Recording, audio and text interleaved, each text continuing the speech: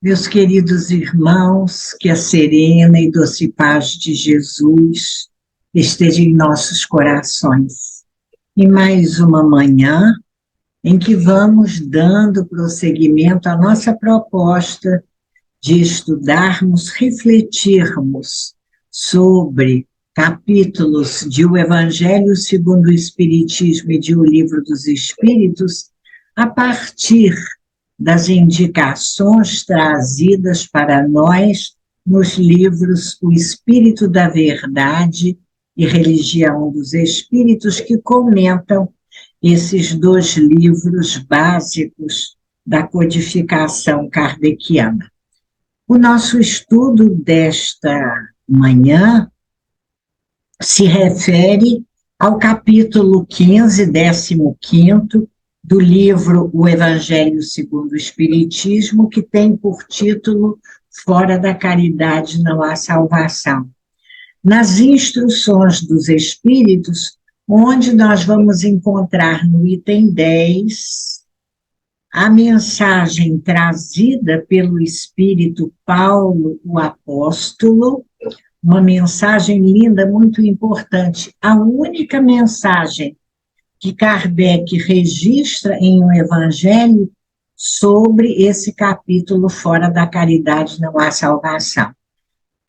Nós temos em o Evangelho segundo o Espiritismo uma outra mensagem trazida pelo Espírito Paulo, o apóstolo, por Paulo apóstolo. Lá nas instruções dos Espíritos, no capítulo 10º, com o subtítulo Perdão das Ofensas.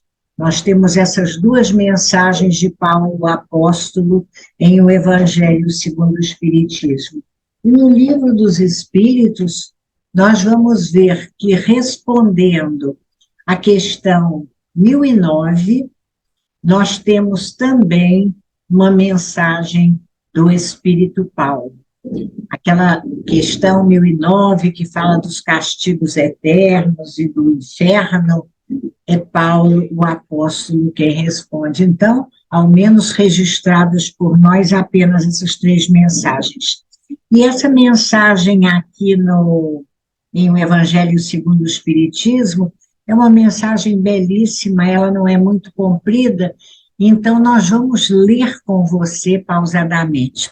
Você está com seu evangelho aberto para estudar com a gente, está com o lápis na mão para assinalar aquelas passagens mais importantes, preparado?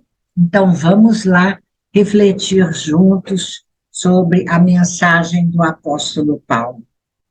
Ele diz para nós: meus filhos, na máxima fora da caridade não há salvação, estão encerrados os destinos dos homens, na terra e no céu. Na terra, porque à sombra desse estandarte, eles viverão em paz. No céu, porque os que a houverem praticado, acharão graças diante do Senhor. Essa divisa é o facho celeste, a luminosa coluna que guia o homem no deserto da vida, encaminhando-o para a terra da promissão. Ela brilha no céu como a auréola santa na frente dos eleitos, na fronte dos eleitos, desculpem-me, e na terra se acha gravada no coração daqueles a quem Jesus dirá: passai à direita, benditos de meu Pai. Reconhecê-lo-eis pelo perfume de caridade que espalham em torno de si. Nada exprime com mais exatidão o pensamento de Jesus. Nada resume tão bem os deveres do homem como essa máxima de ordem divina. Não poderia o Espiritismo provar melhor a sua origem do que apresentando-a como regra. Por isso que é um reflexo do mais puro cristianismo. Levando-a por guia, nunca o homem se transviará. Dedicai-vos assim, meus amigos, a prescrutar-lhe o sentido profundo e as consequências, a descobrir-lhe por vós mesmos todas as aplicações. Submetei todas as vossas ações no governo da caridade, e a consciência vos responderá. Não só ela evitará que pratiqueis o mal, como também fará que pratiqueis o bem, porquanto uma virtude negativa não basta, é necessária uma virtude ativa. Para fazer-se o bem, mister sempre se torna a ação da vontade. Para se não praticar o mal, basta as más das vezes a inércia e a despreocupação. Meus amigos, agradecei a Deus o haver permitido que pudesseis gozar a luz do Espiritismo. Não é que somente os que a possuem hajam de ser salvos, é que ajudando-vos a compreender os ensinos do Cristo, ela vos faz melhores cristãos. Esforçai-vos, pois, para que os vossos irmãos, observando-vos, sejam induzidos a reconhecer que verdadeiro espírita e verdadeiro cristão são uma só e a mesma coisa, dado que todos quantos praticam a caridade são discípulos de Jesus, sem embargo da seita a que pertençam. Paulo, o apóstolo, mensagem recebida em Paris em 1860. Uma mensagem muito linda, não é? Quando o Espírito, o apóstolo Paulo, vem nos dizer da importância dessa máxima, trazendo para nós compreensão do conceito de salvação. Como encontrar a salvação? A ideia da salvação no Antigo Testamento para os judeus era uma ideia muito presente, sem que eles ainda compreendessem como nós hoje já compreendemos melhor este conceito de salvação. Eles tinham a expectativa, não é, de, na continuidade da vida depois da morte, habitarem espaços de felicidade, de tranquilidade, livres de perigo, resguardados de todo mal, e o mais importante de tudo, próximos de Deus, nosso Pai. E nessa mensagem, Paulo, apóstolo, nós percebemos que ele fala a essa comunidade da época, falando-nos também através da doutrina espírita, mas ele se utiliza de expressões, de vocábulos, como ganharmos uma auréola santa que estará na nossa frente, da nossa condição de eleitos da casa do Pai, habitando a terra da promissão. Então, ele traz ainda um vocabulário que expressa as ideias de uma época para nos esclarecer o que é mais importante. Nessa mensagem, nós encontramos toda a lei de Deus e a mensagem crística expressa, resumindo essa mensagem, essa máxima do cristianismo, todos os deveres do homem, deveres para consigo mesmo, para com o seu próximo e para com Deus. É muito importante para a nossa reflexão observarmos quando ele nos diz da necessidade de nos dedicarmos a buscar o sentido profundo dessa mensagem, mas não apenas entender, não é, com o nosso intelecto esse significado, mas buscar além, buscar perceber eles as consequências da aplicação ou não aplicação desses conceitos trazidos em nossa vida e, para além disso, descobrir-lhe por vós mesmos todas as aplicações. Então, o que ele nos diz? Ele nos diz da abrangência desse conceito, porque além de atender a nossa necessidade de uma ação conosco mesmos, com o nosso próximo e com Deus, nosso Pai, na conexão com Deus, nosso Pai, é muito importante percebermos, repetindo, os resultados, as consequências para o bem de sua aplicação em nossas vidas, para o mal da não aplicação dessas práticas em nossas vidas. Mas é mais importante ainda e também descobrirmos que em todas as situações da nossa vida, essa máxima poderá ser explicada. Essa colocação, olha, é muito importante. Quando Paulo, o apóstolo, nos diz percebermos todas as aplicações em nossa vida, ele está querendo dizer para nós que em todas as circunstâncias de nossa vida, nós precisaremos agir de acordo com a prática da caridade. E por que isso é tão importante?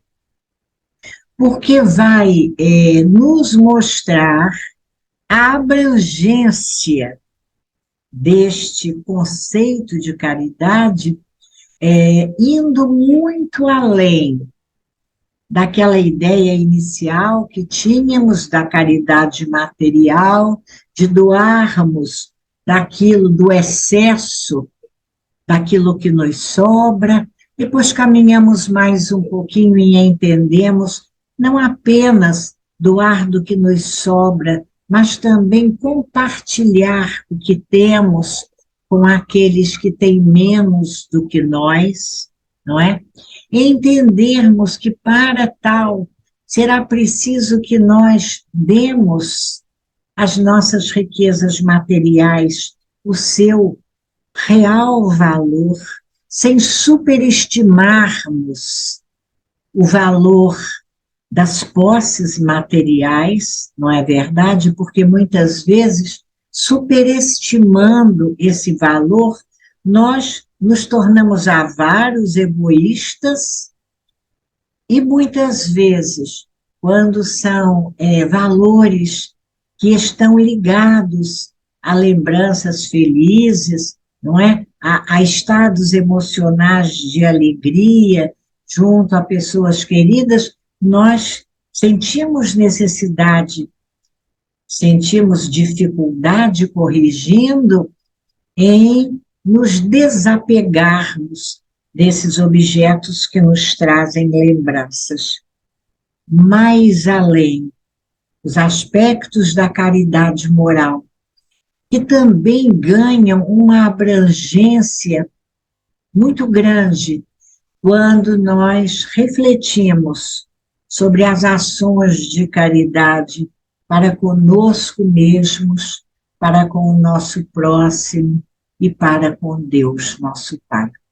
Então, isso nos sugere vivermos a nossa vida no aqui e no agora, valorizando os momentos de agora como momentos preciosos em que podemos agir a favor de nós mesmos, do nosso progresso espiritual, da nossa iluminação, sem estarmos presos às lembranças do passado, revivendo no nosso presente o nosso passado, porque muitas vezes nestes momentos criam em nós estados de ansiedade por aquilo que não pensamos que não temos mais, por um passado que não conseguimos recuperar, por condições vividas que entendemos que hoje perdemos essas condições.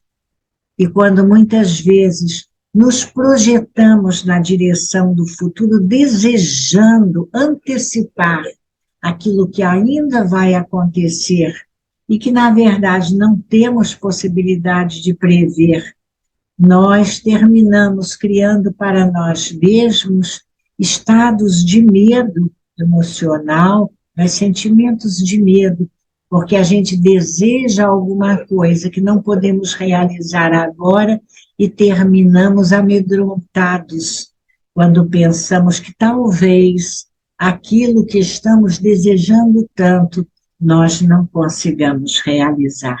Então, voltando a essa vivência da caridade, no entendimento da caridade para conosco mesmo, para com o próximo, para com Deus, na nossa relação conosco mesmos, na nossa vida, dizíamos, aproveitarmos o momento de agora, esse momento importante que se chama hoje, para vivermos atendendo ao nosso propósito existencial, ou seja, vivermos na condição de espíritos imortais que somos, sentindo que a nossa estada na Terra atende a um programa, a um propósito existencial de progresso para nós. Vivermos atentos, então, ao cumprimento dos deveres que nos cabem dentro dessa programação existencial. E meditávamos essa manhã viver dessa maneira, nesse esforço de atender ao nosso propósito, às leis de Deus, nosso Pai, desenvolvendo em nós um estado íntimo de alegria, de paz, de tranquilidade, por nos percebermos nesse propósito, nessa vivência feliz, conectados com Deus, nosso Pai, em todos os momentos da nossa vida, vivendo estados de oração, a ação que se transforma em oração, porque a caridade em movimento, como nos disse André Luiz na lição anterior, é também uma forma de oração e de louvor a Deus,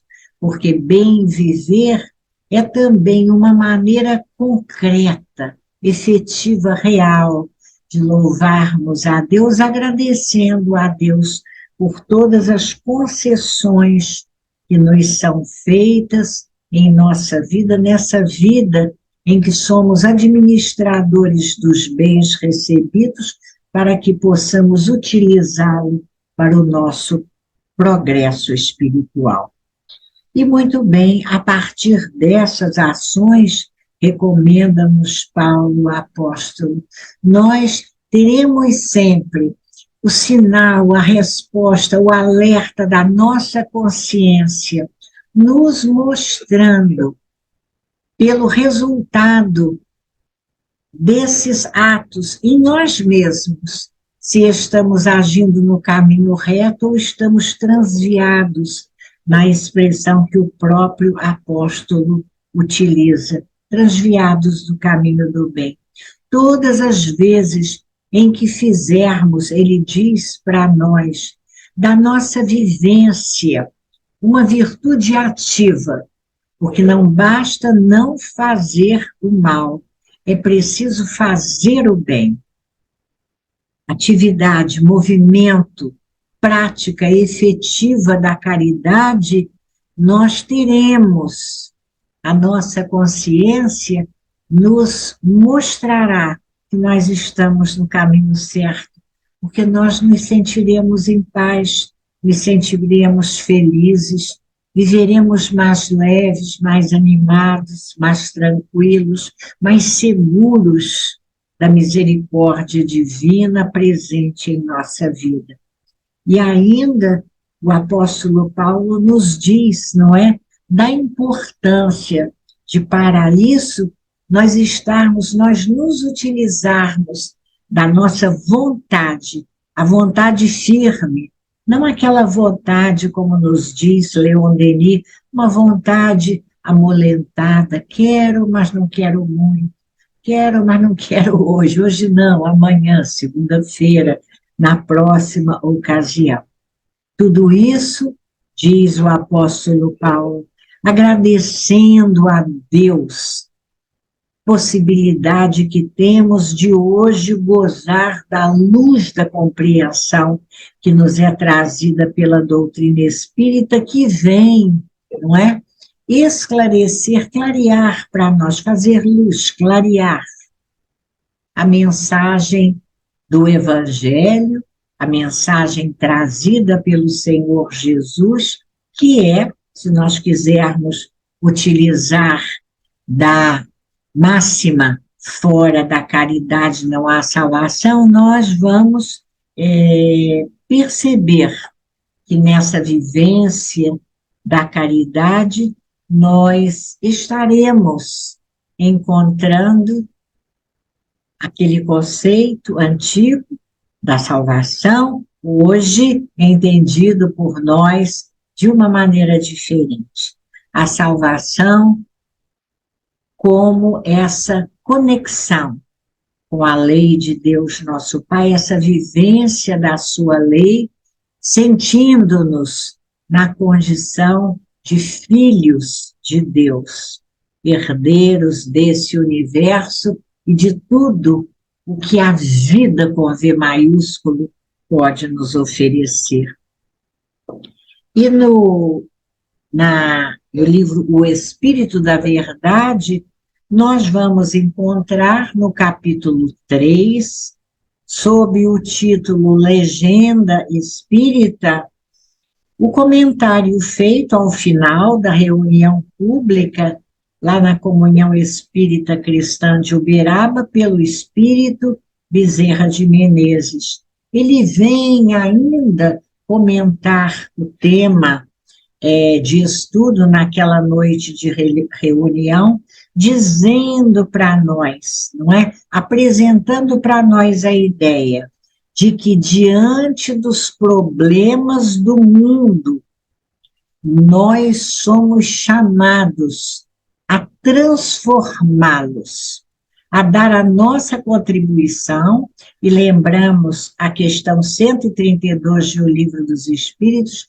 realizarmos a parte que nos toca na obra da criação, quando, diante das dificuldades, é preciso, essas dificuldades aqui denominamos problemas, nós vamos buscar realizar a nossa parte sem superestimarmos o nosso trabalho, nem subestimarmos a nossa contribuição, fazendo o melhor, fazendo aquilo que nos cabe. Então, diz Bezerra de Menezes, diante dos problemas do mundo, e tão atual essa mensagem, não é? Porque tantas vezes nós dizemos, esse mundo cheio de problemas, não dou conta desse mundo, às vezes eu digo isso, não dou mais conta desse mundo, repetindo o que a minha mãe dizia, diante dos problemas do mundo é preciso que nós façamos a nossa parte ajudando a encontrar para esses problemas solução. E quando a doutrina espírita nos diz que os problemas do mundo são ainda resultado da incúria do homem, nós entendemos que é preciso que façamos a nossa parte, silenciando tudo que for discórdia, tudo que for censura, não perdendo tempo na crítica ao problema ou àqueles que possam ser os criadores desse problema, né, os que estejam envolvidos com essa problemática, ainda pelo desconhecimento do melhor, podemos dizer assim, não perder tempo na censura, na crítica, no julgamento, mas fazermos a nossa parte entendendo que só através de trabalho e devotamento, diz Dr. Bezerra de Menezes, trabalho perseverante, devotamento constante, nós vamos conseguir transformar aquilo que era problema em situações de paz que desejamos, de harmonia, de equilíbrio, de bem-estar, modificando a própria vibração do mundo em que vivemos, no convívio cordial, fraterno, solidário, amigo com as pessoas que estão junto de nós. E ele termina nos dizendo que exatamente interpretar o conceito de salvação nessa máxima, livrando-nos de uma ruína, preservando-nos do perigo, diz ele, é com Allan Kardec colocar essa legenda inesquecível em um luminoso portal e vivermos de acordo com a recomendação e do entendimento de que fora da caridade não há salvação. Que Jesus nos abençoe, que o dia de hoje seja um dia de paz para você, para sua família, paz em sua casa, em sua vida, é o que nós desejamos. Até a próxima semana, se Deus quiser.